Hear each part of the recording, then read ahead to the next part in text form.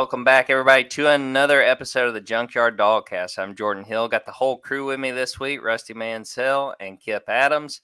A big week, obviously. We've got the world's largest outdoor cocktail party waiting on us on Saturday.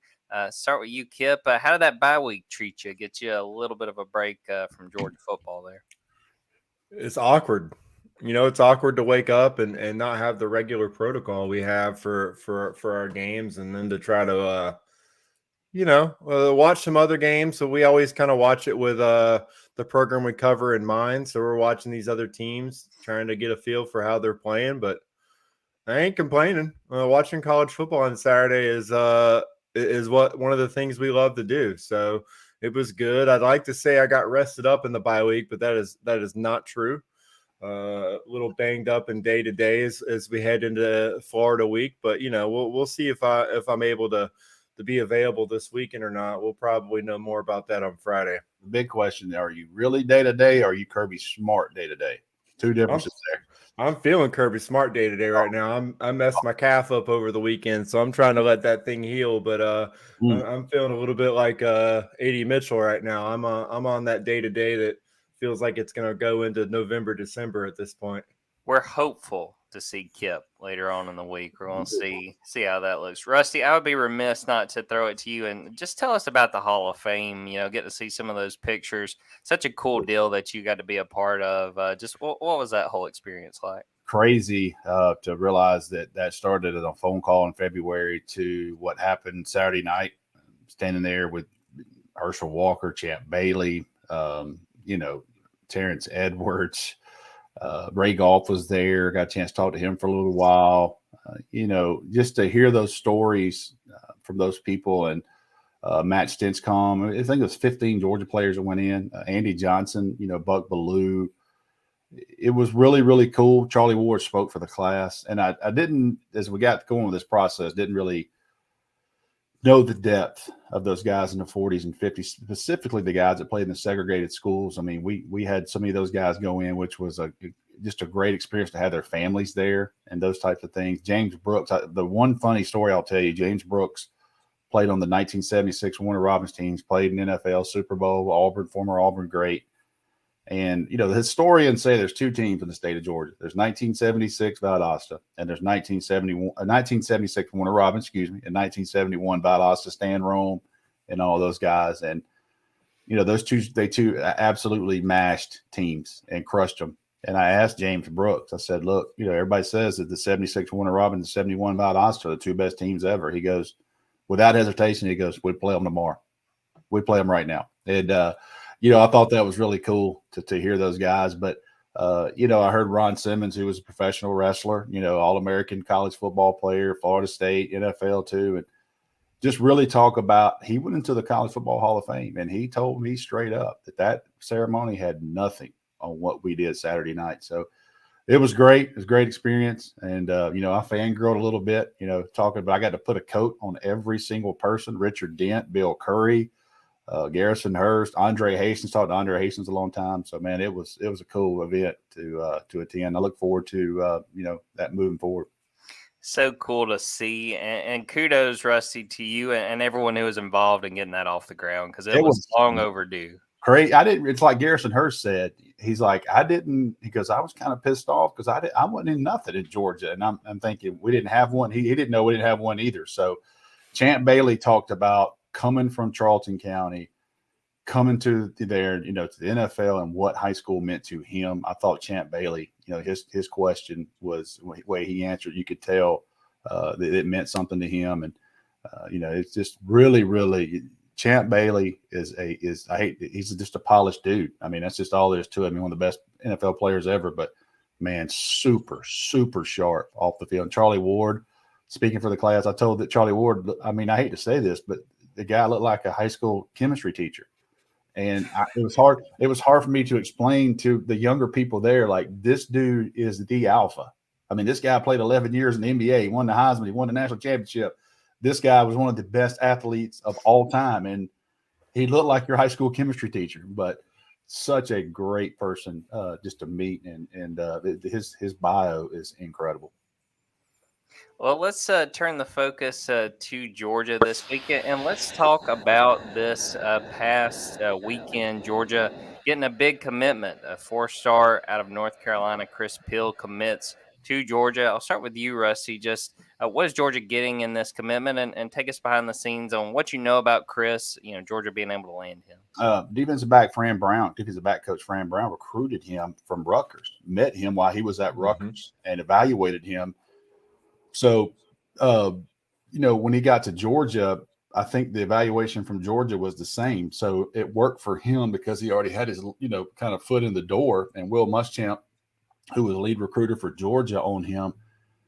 I just think, I've been on the ranking side of it. It's very hard to do in high school rankings, but I kind of know what's going on in that room in there and where he was on the board for Georgia. And that's been a long, long time. Kip knows.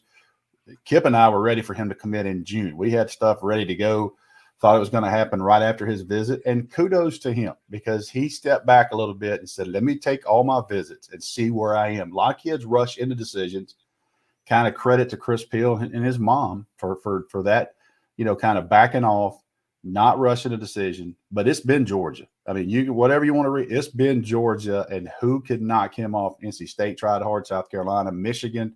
All those schools tried to kind of get him, but at the end of the day, it's been Georgia. They got him, did a really good job. He is a guy that they coveted, not only because of what he does on the field, but what type of person he is and what they think he can fit into their culture. It's crazy watching and seeing the stats. I try to keep up with the stats each week, and oh my God, Chris Peele is doing a little bit of everything for Providence Day. He is a very productive player. Rarely talks, rarely does media. Not a big social media guy. Just, hey, I'm gonna pop up. I'm gonna commit next week. If you guys want to come, you can come. And it kind of tells you where his focus is, and it's on Friday nights playing for his team. Kip, Chris is the latest in what's a pretty deep class as far as the secondary for Georgia. Just what do you think about what this class looks like and, sort of where Chris fits in with the rest of these guys? They're stacking that secondary right now. I mean, we talked about last year's secondary classes as being on paper maybe the deepest we'd ever seen. When you have a guy like Malachi Starks, we're seeing him making an impact immediately for Georgia.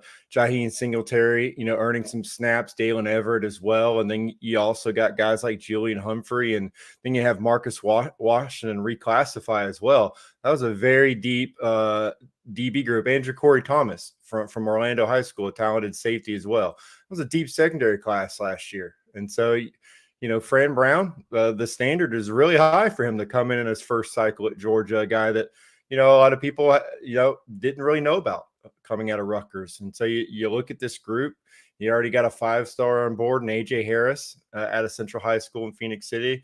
Jonel Aguilera might as well be a 5-star, definitely a 5-star for Georgia on their board. Just another, elite safety that you can potentially pair with Malachi Starks in the back end there and give you a couple of elite playmakers out there. But then again, you still look at the depth in this class when you bring in guys like Daniel Harris and Justin Rhett, and then you add a guy like Chris Peele to that, who, there are some Malachi Starks traits when you look at what he does in high school, just the amount of plays he makes offensively, and his natural playmaking ability is pretty, recognizable on film. And then you look and see he's over 44-foot triple jump. A guy that's 10-7, 100 meter, sub 22, 200 meter. So he's got that track profile as well. Not trying to compare him to Malachi Starks, who's obviously a different player, probably closer to a Kamari Lassiter type player. But, we saw Kamari Lassiter make an instant impact for Georgia as a freshman on a national championship team. And a guy that, again, that I didn't even bring up in that DB group from last year. But, again, guys that can come in and make an instant impact for Georgia in the secondary. Chris Peele is just one of those guys you add to this group, and he's a guy that could potentially come in and help you in that secondary, regardless of how deep it is. But my goodness, how deep that secondary looks right now. And this looks like a group that, you build this kind of depth to be able to handle, any potential attrition as well. Not all these guys are going to be able to see the field, but you want to stack that talent out there. And I think that's exactly what Fran Brown has done in his first year. And it's an impressive group. I think it's, again, just a credit to not just Fran Brown, but it also Will Muschamp, obviously playing a role there and coaching the safeties and being the defensive coordinator. Recruits know him. They trust him. And I think it's kind of paying off for Kirby Smart just to kind of staff he's building to continue to be able to recruit elite defensive talent to this class. And right now they have the number 2 class in the country. And I don't see that really changing anytime soon. May not be done in the secondary. Let me give you a little hint there. May not be done in the secondary in the 2023 class. Just tuck that one away. Just dropping them, just very subtly, just dropping those little notes in there. Appreciate that, Rusty. Let's talk. We talked at the top about us taking advantage of the bye week, but obviously this was really big, and I think a really crucial time for Georgia to have that bye week. We had a chance to talk to Stetson Bennett yesterday, and he really harped on taking advantage of getting better, the opportunity to improve, and the little things. The games where Georgia really struggled on offense, Stetson and some of the other players, when we talked to them afterwards, Kent State, really Missouri specifically, and they talked about just missing on the little things. And I was really struck by what Stetson had to say. He said that it was really player driven during the bye week as far as finding those things that needed improvement, being self-critical, being able to take criticism and understanding ways to get better. I think that this week, as far as the timing specifically, we usually see that bye week before the Florida game in Jacksonville. But I think it works out so well for Georgia, not only to get these guys healthy, but as a chance for guys like Stetson, especially those veterans like Stetson who have been here before and understand, really what is coming ahead, the type of games that are coming up, to kind of self-evaluate, kind of take that step back and improve. I'll be very interested to see what they look like against Florida, really the offense specifically, to see if we see them kind of get, a little bit sharper and seeing, even if they don't have AD Mitchell, what they're able to do. I'll start with you, Kip. Just what do you feel like the value was in this bye week coming when it did, not only for trying to get guys healthy like Jalen Carter, AD Mitchell, some of those guys, but also for the chance to kind of take a step back and try to improve in what's going to be a pretty challenging final 5 games of the regular season? If you're going to have any guys step up and make a move as far as snaps, or if you're going to try anything different for the second half of the season, this is definitely the week to do that. So for younger guys, for Branson Robinson, for guys like Dylan Bell, just across the depth chart for these younger guys to potentially try and make a move and earn the trust of this coaching staff and their teammates. That's a huge value of the bye week. This is kind of just that extended camp where they can come out there early on when they're trying to, install some things for later this year and show that they're going to be able to run those plays and to know exactly what they need to do on the field. So I think that's huge. I mean, getting healthy is an aspect of it, but you can get banged up during practice. It's not like Kirby Smart's practices are considered, easy. He doesn't go easy on these guys. If he's going to tell the media and he wants his players to say that, we play our toughest opponent in practice, and that's going to include these guys, going at it. And so I think that aspect of the bye week, we could have new injuries that we don't know about, and they take the field in Jacksonville, and there's some guys that aren't playing. So I think, you want to heal up as best you can, but a lot of injuries don't really happen in the game. They happen in practice. So you never really know what's going to happen in that aspect. But just as far as guys making moves and trying new things, if they have some new looks to potentially try to, help out the pass rush, and this is definitely the week to do that. And so I think that's huge for this team as they try to, get to Atlanta and get back to the college football playoffs. There are some things that they definitely need to work on. And I think, whether that's getting to the quarterback or trying to find someone who could stretch the defense vertically in the passing game, that's an aspect that they're probably having open tryouts. Like, guys, you can step up right now and make some plays when we need them to. For me, it's refreshing. These players, it's such a grind. Coaches, I follow several coaches on social media. I saw coaches at the pumpkin patch. I saw coaches fishing, youth games. Players need to regroup. Coaches need to regroup. The one thing I'll say come out for bye week and what Georgia is about to face, and it's kind of an overrated term, but there is some legs to it sometimes. If Georgia has been holding anything back at all, packages, personnel packages, blitzes, anything, you're going to see it this weekend, and you're going to see it the next 4 or 5 weeks. There's nothing. It's not playtime anymore. This is the season. This stretch right here will determine what Georgia could potentially face in December and even in January. So I think for me, we've talked about it privately, us three. We've looked forward to getting to this stretch because it's such a meaningful game every single week. And this Georgia-Florida game, I think that, there's kind of, I asked the board yesterday about the confidence in it. And, there's a strong confidence for Georgia. And I am picking Georgia to win this game. But, man, I've seen some crazy things happen down there. And it's many, many times. It's so you got to go there. You got to get a W no matter what it is. And you got to get on that plane healthy and find out. But I'm excited to see if Georgia has any new wrinkles, what they might have been, showing, those type of things, because you have time to work on that during the bye week. So we'll see what Georgia brings to the table next week, and we'll go from there. This week, excuse me. Answer a quick question before we go to a break. Is Jalen Carter healthy? Kirby gave us an update last night, and it kind of went along with what he had told us last Tuesday. Jalen Carter, as well as A.D. Mitchell, we're not practicing with the team. They were going through and rehabbing those injuries they're dealing with. Jalen dealing with an MCL sprain. Said he was hopeful to get him back, but we've heard that a lot with some of the different players that have been banged up, probably most notably A.D. Mitchell. So I think it's still up in the air. We will talk to Kirby after practice tonight, maybe get a better sense of where Jalen is. But that's definitely going to be a key situation, especially just really over these next 5 games, trying to get a guy of Jalen Carter's caliber back on the field. Well, on that, we will take a quick break, but we'll come back, talk a little bit about Jacksonville, sort of the storylines that are going around where this Georgia-Florida game is played and where it will be played going forward, but then also talk a little bit about the game getting ready for Saturday.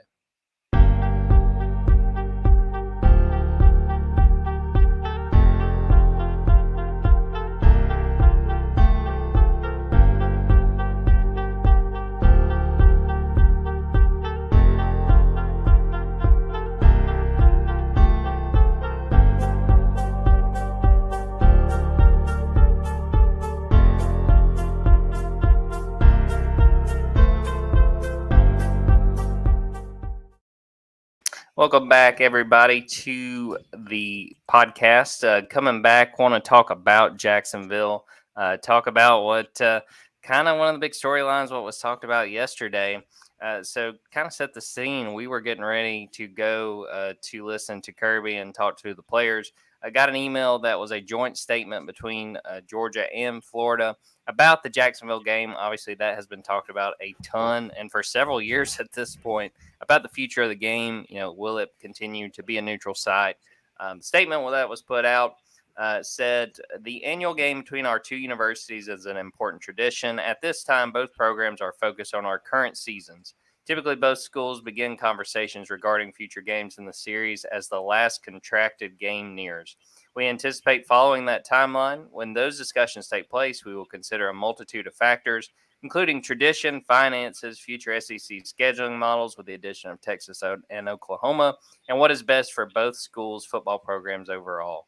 Obviously, this statement and really the need for the statement kind of, had a lot of people's ears perk up, had a lot of interest about it. I'll start with you, Kip, and then Rusty, feel free to jump in.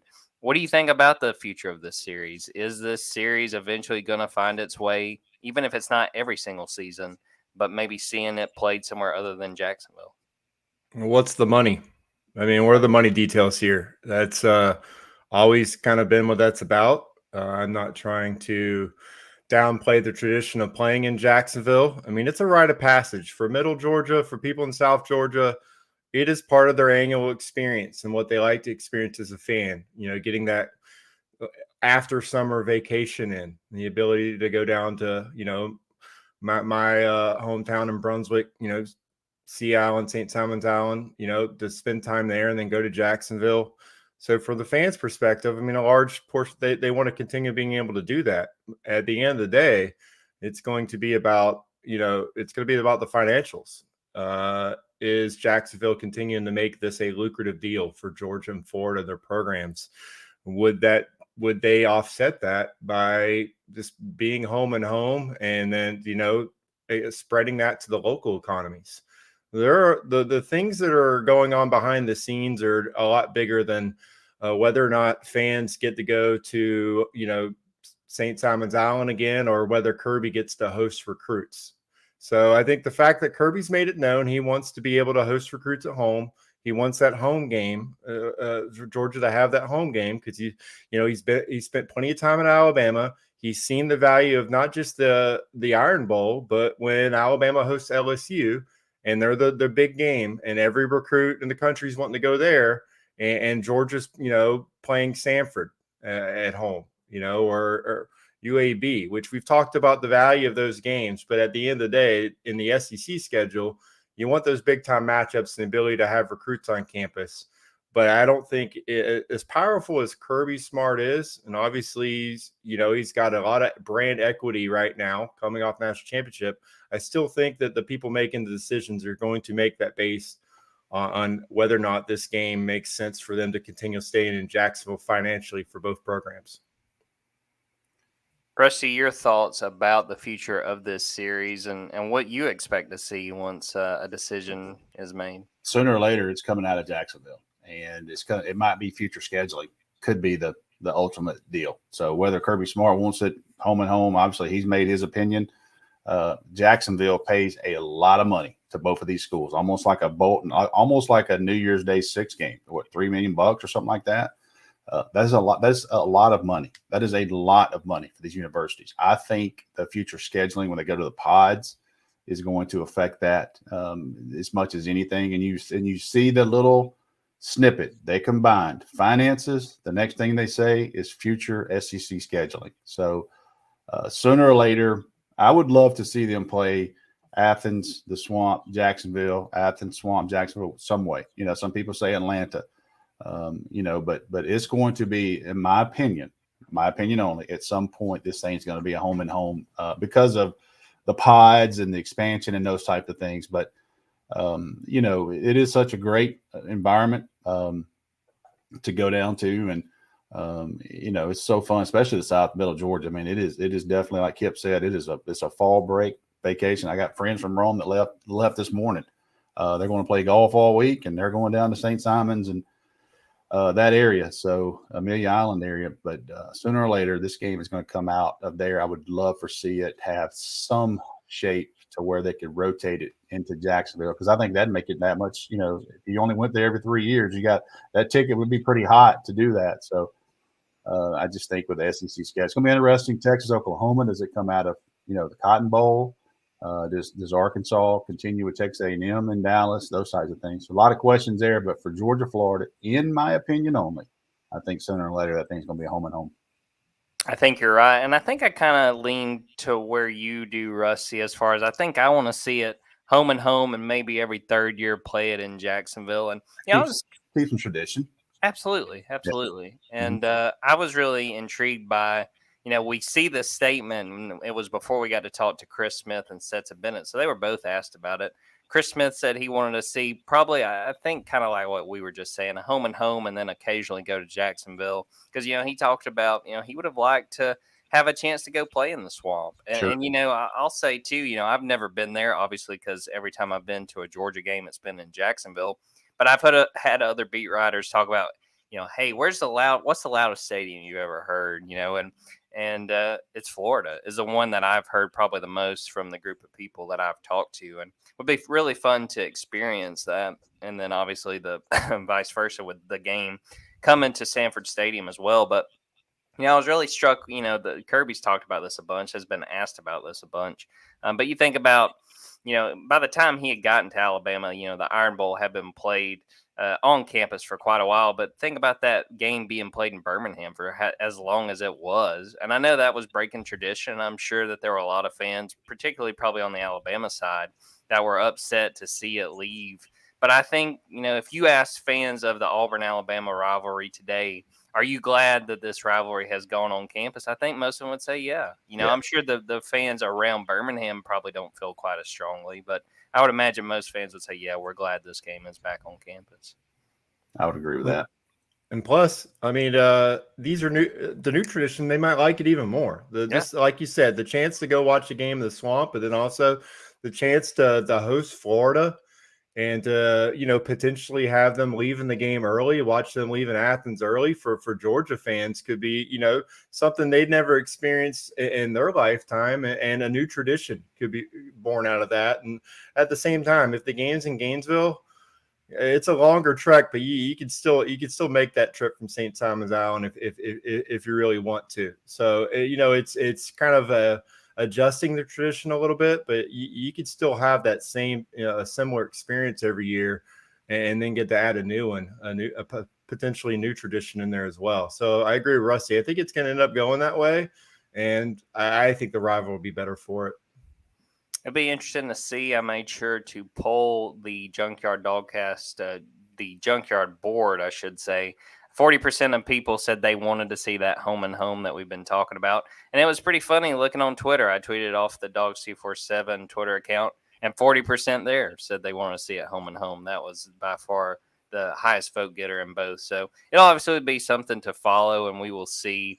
Because that's still going to be a few years down the road. If I'm not mistaken, they've still got an option for the next couple years. So it may be a little bit before this move gets made. So we will have the preview podcast later on. I think that'll be on Thursday. We're going to record. But I want to make sure we talk a little bit about this Florida game. They're coming in.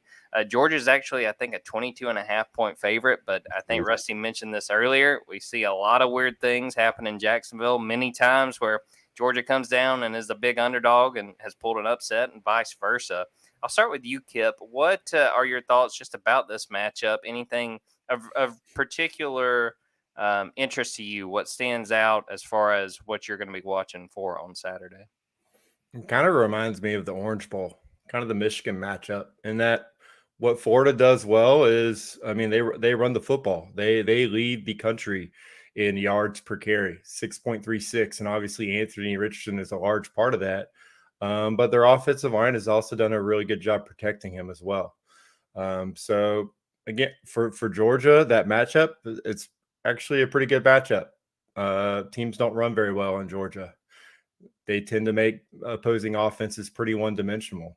So you have to be really, really good at passing the ball. And so I think for Florida, they got to win on first and second down offensively, and if they can get themselves in a manageable third downs, they have a chance in this football game. But I think right now for Georgia, you kind of go into this thinking you got some advantages you'll be able to take advantage of. And I think you kind of look and see what happened with Auburn and what they did with Robbie Ashford. And you kind of think Florida's probably going to try to do something pretty similar like that. So I think there are some matchups to be worried about if you're Georgia, but overall talent level and this overall, if you look at Florida defensively, I think this should be another game where Georgia's able to do kind of whatever it wants offensively. That they have not been able to stop anyone, and I think for Georgia, you take advantage of that. You continue to have Stetson playing smart with the football, and taking care of that football, no turnovers. And I think Georgia should be in pretty good shape in this game. How about you, Rusty? What stands out or the things you're really interested in seeing in this game Saturday?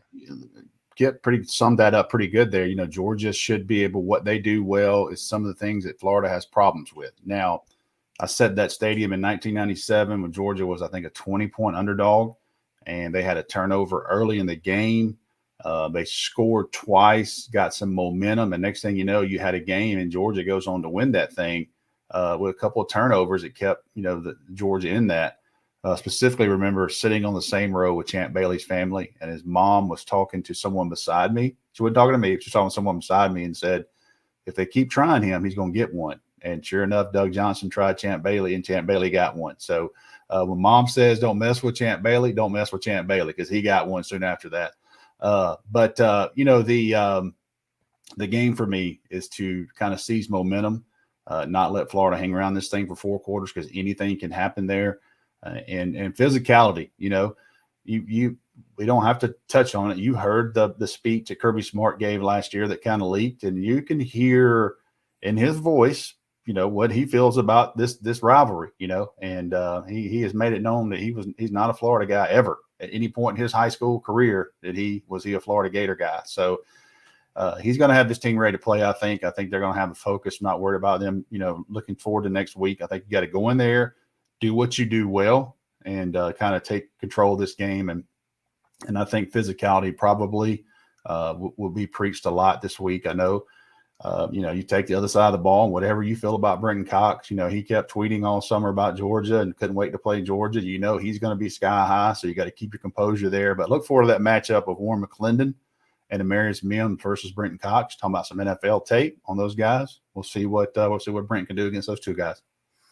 You mentioned Kirby and what this rivalry means. I was struck yesterday. Someone asked Chris Smith, hey, when you first got in here, did some of the older DBs, talk to you about this rivalry? And he was like, it's mainly Coach Smart. Coach Smart's really the one who kind of lets you know what this rivalry means. It's like, that's all you really need to know is that the head coach, he understands what this rivalry means. He's been on the other side he's been on the side of some L's now. Yeah, talking about playing in Sanford Stadium. He was there when they dropped 52. They dropped 52 to 17, I think, in 1995, and about 4 hours later, the Braves won the World Series. So people were climbing in the streets in Athens. Nobody worried about giving up 52 to the Gators that day. But he's been on the other side of some L's for sure. So he understands this rivalry and what it means if you were to get on that plane with a loss coming back from there.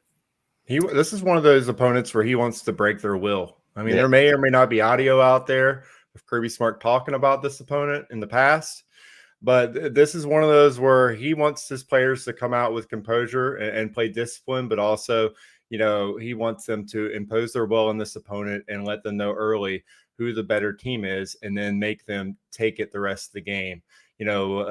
Basically against their will on the football team. He wants Georgia to come out and be physical against these guys. And you look at the Missouri game, it's really all about turnovers and settling for field goals.